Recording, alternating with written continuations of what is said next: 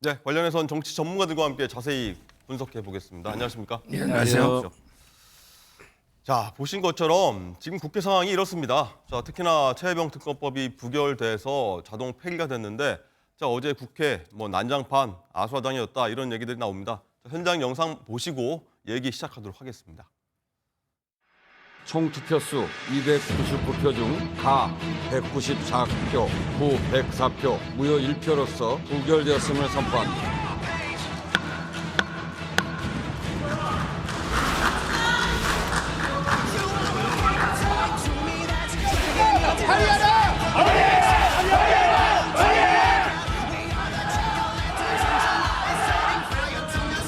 네.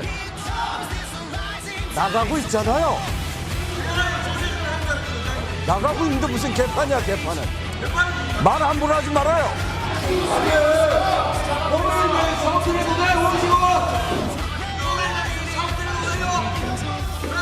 나가고 있는데 무슨 개판이라고 얘기하는 거예요. 말 함부로 하지 말라고.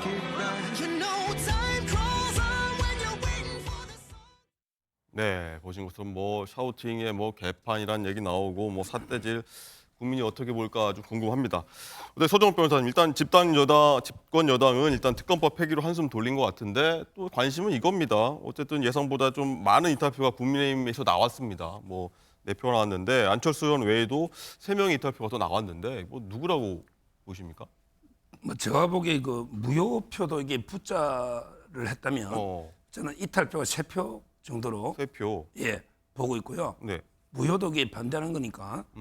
근데 그 안철수 의원만 이제 그 공개적으로 네, 본인 계속 하겠다 그렇게 했고요. 반대표하게 던지겠다 했어요. 그랬었는데 나머지 2명을 지금 이게 누구냐, 네. 오히려 친한동훈이냐, 아니면 이게 친윤이냐 이런 여러 데 논란이 있는데요. 네.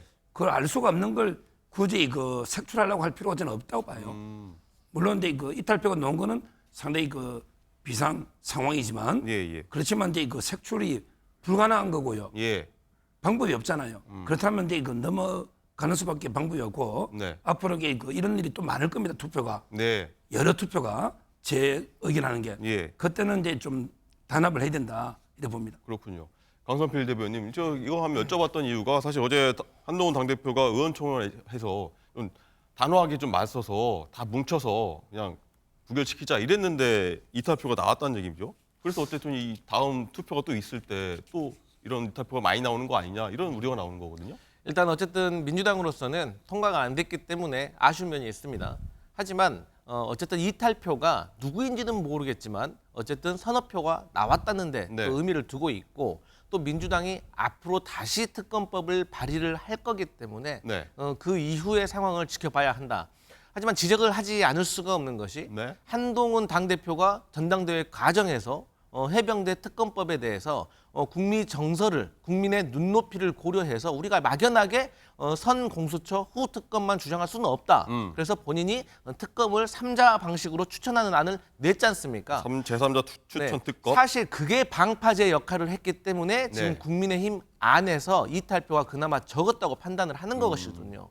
그러면 한동훈 당대표는 국민들과 당원에게 약속을 했기 때문에 국민들의 의심을 풀어주겠다고. 그러면 이제 뭐를 해야겠습니까? 이제 당내에서는 특검법을 우리가 여야 합의로 해보자라고 특검안을 내는 것을 설득을 해야 됩니다. 이것은 대통령을 설득을 해야 될 문제입니다. 네. 그리고 나서 야당과 협의를 해야겠죠. 대법원장 추천을 할지 네. 아니면 변협안을 추천을 할지 그렇게 협의에 나서야 된다. 하지만 오늘입니까 어제입니까 장동혁 측근이죠. 장동혁 의원이 검토할 실익이 있나라고 말했다는 것은 한동훈 당대표가 발을 한 발 뺀 것이 아니냐. 이것은 국민과 당원에 대한 약속의 신뢰가 깨지는 소리가 들리는 것이거든요. 그래서 한동훈 당대표가 저는 의지를 갖고 이것을 추진해야 된다. 이런 말씀 꼭 드리고 싶습니다. 서 변호사 하나 더 여쭤보겠습니다. 그럼 이 제3자 추천 특검을 한동훈 대표가 마냥 밀어붙일 수 없지 않습니까? 의원들 얘기도 들어봐야 되는데 어떻게 내려보십니까? 아마 이제 그 민주당의 태도를 먼저 지켜볼 것 같아요. 네. 민주당에서 이제 협의를 하자든지 아니면 이제 오히려 제3자 추천을 민주당이 먼저 하면 네. 그때 가서 이제 협상하면 되는 거니까 먼저 이제 국민의힘에서 발의할 필요는 없잖아요. 더군다나 이제 이재명 전 대표는 이미 공언했잖아요. 제3자 추천 특검 안 받겠다고. 안 받겠다. 그러면 이제 그냥 허지부지 되는 거죠. 서로 먼저 제안 안 하면 국민의힘이 먼저 제안할 일은 없을 겁니다. 알겠습니다. 한번 지켜보도록 하겠고요. 자, 그리고 어제 김건희 여사가 이 변호사를 통해서 명품 가방 수수 의혹에 대해서 김 여사가 국민들에게 사과를 했다라고 이런 소식이 전해졌습니다. 어떤 내용인지 영상 보시고 구체적으로 내용 한번 짚어보도록 하겠습니다.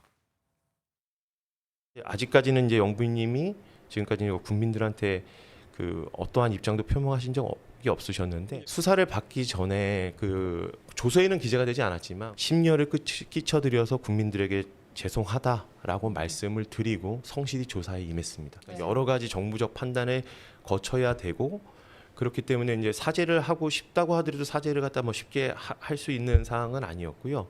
근데 다만 이게 이런 마음이 진심이라는 거는 좀 말씀을 드리고 싶습니다. 네, 진심이었다라고 일단 변호사가 얘기를 했는데, 자, 강성필 대변인한테 먼저 여쭤봐야 될 것 같아요. 이 명품 가방 수수 의혹 불거진 지 한 7개월 만인 것 같은데 일단은 국민들이 아니라 어떤 검사들 앞에서 이런 얘기를 했다라고 전해진 건데, 이건 어떻게 받아들여야 될까요? 일단요, 매를 번다는 말이 있어요. 아, 매를 번다. 네, 그러니까 이런 식으로 그 변호인을 통해서 국민들에게 메시지를 보낼 거면 차라리 안 하는 게 낫다. 그러니까 그 검사들의 휴대폰을 제출받은 이유가 휴대폰이 테러리스트를 통해서 네. 폭발물이 될 수가 있다라고 그 얘기를 하셨는데 저는 휴대폰이 폭발할 가능성보다 지금 국민들이 폭발할 가능성이 매우 크다라고 보고 있고요. 또 사과에 대해서 지적을 좀 하자면 우리가 보통 사과의 사요건이라는 게 있습니다. 첫 번째가 걸까요? 신속성. 그러니까 일이 일어났을 때 바로 빨리 사과를 해야 돼요. 근데 너무 늦었어요. 그리고 두 번째, 대상입니다. 대상이 정확해야 돼요. 근데 지금 사과의 대상을 검사에게 했다는 거 아니겠습니까? 그리고 검사에게 한 말을 또 변호인이 전달한 거 아니겠어요? 이게 사과입니까? 그리고 세 번째, 내용이 진정성이 담겨야 되는데 어쨌든 변호인은 이런 얘기를 하면서 헌정사상 최초로 영부인이 조사를 받았다고 거기에 또 방점을 찍고 있는데 국민들이 이런 거 이해하겠습니까? 그리고 문제는 그 녹음을 할 우려가 있다. 이런 것들, 또 생중계의 가능성이 있다. 그리고 또 제3의 장소를 정한 것도 이게 보안상의 이유다. 그러는데요. 사실 우리가 조사를 받게 되잖아요. 그러면 세상에 피의자가 조사 장소와 방식을 정하는 법이 어디 있습니까? 그래서 저는 검사들이 지금 이거 이대로 가만히 보고 있으면 안 된다. 그래서 이원석 검찰총장도 여기에 있어서는 입장을 분명히 내고 네. 저는 안 되면 사퇴라도 해야 된다라고 보고 있습니다. 알겠습니다. 서정욱 변호사님 어떻게 보십니까? 이 사과를 두고 굉장히 고심이 많았던 것 같아요. 어쨌든 검사 뭐 앞에서 일단은 대리적으로 얘기를 한 것 같은데 어떻게 보십니까? 지금 이제 그 강성필 위원장이 사과에 뭐 4가지 요건이라고 했는데 누가 이게 국민 사과했다고 했습니까? 국민 사과한 적이 없는데 뭐 사과 요건을 막 의논하면서 사과가 아니라는데 저거는 이제 그냥 변호사가 유튜브에서 이런 일이 있었다 한마디 이런 뜻이죠. 정식으로 대국민 사과를 안 했잖아요. 근데 뭐 요건을 못 갖췄니 검사한테 사과했니 이건 말이 안 되고요. 네. 아마 이제 그 김건희 여사는 선거 때 네. 사과할 진심이 있었던 것 같아요. 그래서 이제 그 한동훈 위원장한테 문자도 좀 이렇게 방식이나 의논해보자. 네. 근데 그 한 위원장이 그때 읽고 씹은 논란이 있었던 이거 아닙니까? 아마 근데 지금도 뭐 여러 정무적인 판단이 필요하겠지만 뭐 저는 수사 결과가 나올 거 아니에요, 곧. 네. 아마 이제 뭐 무혐의로 처리될 걸로 보는데 그러면 이제 그 기회를 봐서 뭐 정식으로 대국민 사과가 이제 필요하다면 할 수도 있는 거고요. 네. 그거는 이게 판단해봐야지. 그 검찰에 수사받으면서 그냥 죄송하다고 한마디 한 걸 가지고 마치 이게 대국민 사과로 봐서 왜 검사한테 하느냐 이렇게 몰아붙이는 건 전 잘못됐다 봅니다. 대국민 사과로 볼 수는 없는 거다. 예, 근데 수사받기 전에 그냥 한마디 미안하다고 한 거 아닙니까? 조서에 남은 것도 아니에요. 저 변호사가 말 안 했으면 이게 사과도 아닌 거예요. 그냥 유튜브에서 지나가는 말로 한마디 한 거 아닙니까? 이거 사과를 인정해달라는 것도 아니고요. 네. 근데 굳이 그렇게 비판할 이유가 없다는 거죠. 그렇군요. 알겠습니다. 어쨌든 이 제3의 장소에서 조사가 이루어졌던 부분에 대해서 계속 좀 말들이 이어지는 것 같은데 어쨌든 김 여사 측 변호사는 보안 경험에서 불가피했다라고 특혜 아니다라고 계속 얘기를 했는데 뭐 서정욱 변호사님 여기 대해서 좀 말씀하실 게 있을 것 같아요. 지금 이제 그 장소가 중요한 게 아니고 조사의 그 내용이나 얼마나 충실하게 강도 높게 조사했느냐 이게 본질이잖아요. 지금 꼭 검찰청에서만 하는 거 아니에요. 옛날에는 이제 뭐 권양숙 여사는 이제 그 대검 중수부에서 부산으로 물론 이제 부산지검이지만 네. 이렇게 부산까지 출장 간 적도 있고요. 또 아주 옛날에는 이게 호텔에서 조사한 적도 있어요. 네. 또 어떤 경우는 이게 교도소 가서 방문해서 조사하는 경우도 있고요. 장소는 이게 다양하게 할 수 있는 거죠. 어차피 이게 중앙지검에서 해도 어차피 모든 경호 문제 때문에 다 통제하고 막고 하면요. 똑같잖아요. 어디서 하나. 결국은 이제 그 내용 신문 조서를 봐야 된다. 이원석 총장도 마찬가지예요. 그 내용을 보고 이게 부실하게 조사했냐, 아니면 충실하게 물을 그 다 조사했느냐, 이걸 보고 판단해야지. 그냥 뭐 장소나 또는 게 보고 시간 3-4시간, 한 3시간 이거 가지고 이게 경로할 일은 아니다. 이렇게 봅니다. 알겠습니다. 어쨌든 이 사과가 아니라고 서 변호사님 입장을 좀 밝히셨는데 강성필 대변인 뭐 궁금합니다. 이게 변호사가 나섰고 또 인터넷 매체에 가서 유튜브에서 또 얘기를 한 부분이지 않습니까? 이 부분도 뭐 경우에 따라서는 논란이 될 수 있다 이렇게 시각도 나오는 것 같아요. 근데 사과가 아니라고 하잖아요. 정식 사과가 아니니까 뭐 크게 문제될 게 없다라고 말씀하시는데 김건희 여사의 변호인이 유튜브에 나와서 얘기했을 때 김건희 여사와 대통령실과 상의 안 하고 그냥 혼자 나와서 얘기했을까요? 아니에요. 그리고 국민의힘 전당대회 과정에서 4명의 후보들이 치열하게 네거티브 공격을 하는 도중에도 일치된 의견이 2가지가 있었습니다. 어떤 걸까요? 첫 번째가 김건희 여사 조사 받아야 된다. 두 번째 김건희 여사 사과해야 된다.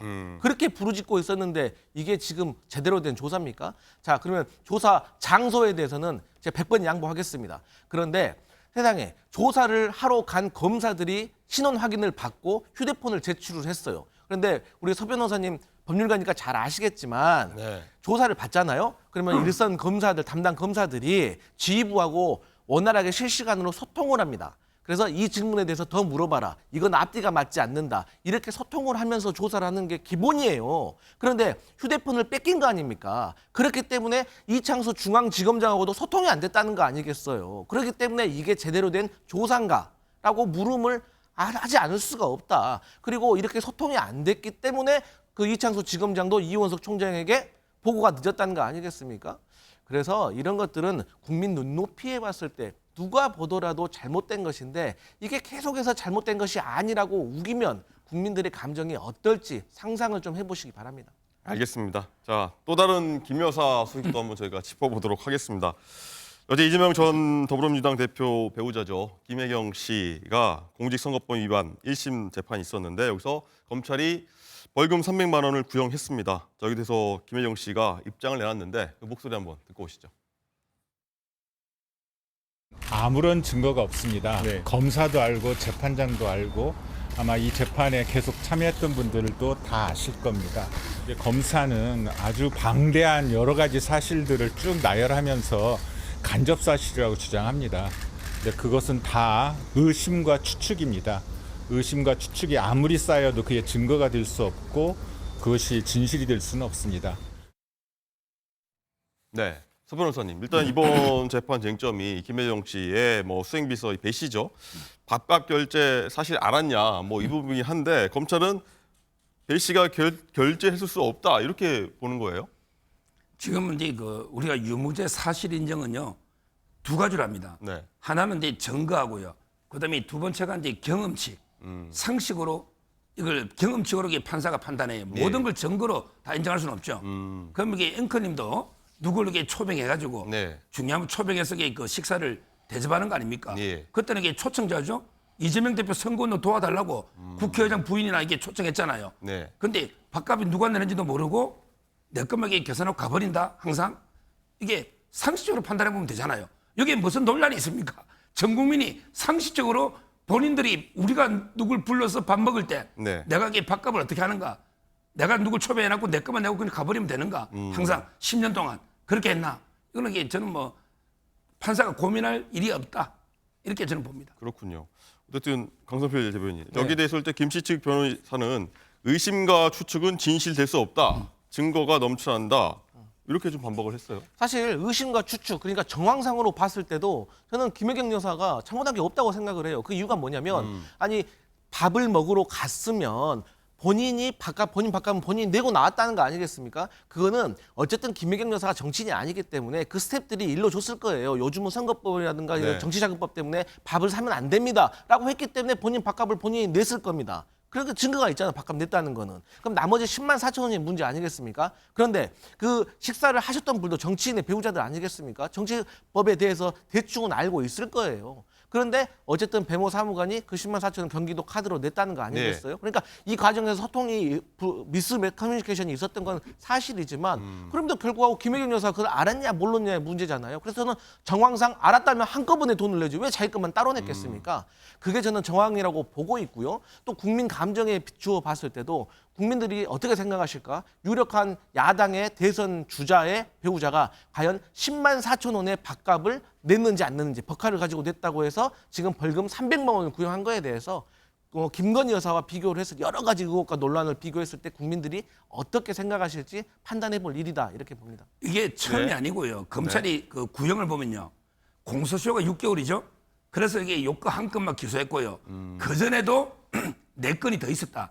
항상 이 김혜경 여사는 만날 때마다 자기 밥값만 내고 나머지는 이게 배소연 이분이 다 낸 거죠. 상습적으로 항상 이랬는데 어떻게 본인이 선거운동 도와달라고 초청하면서 본인 것만 딱 내고 간다? 이게 상식에 맞느냐 말이죠. 나머지 이거 세 분도 낼 생각이 전혀 없었잖아요. 항상 이렇게 해온 거예요. 근데 요즘은요 알겠습니다. 예. 일반 그 선거 운동원들도요 지역 내려가 보면 이제는 후보자들이나 후보자의 배우자가 밥 사주거나 뭐 음식물을 제공할 수 없다는 걸 다 압니다. 그래서 다 각자 내고 다 그렇게 하고 있는 문화가 이미 정착이 되어 있습니다. 그리고 알겠습니다. 금액 10만 4천 원입니다. 지켜볼 일입니다. 알겠습니다. 뭐 어려운 사안이 아니라 뭐 시청자 여러분도 좀 문제 좀 판단하시리라 믿습니다. 자, 두 분 말씀 여기까지 듣겠습니다. 감사합니다. 감사합니다.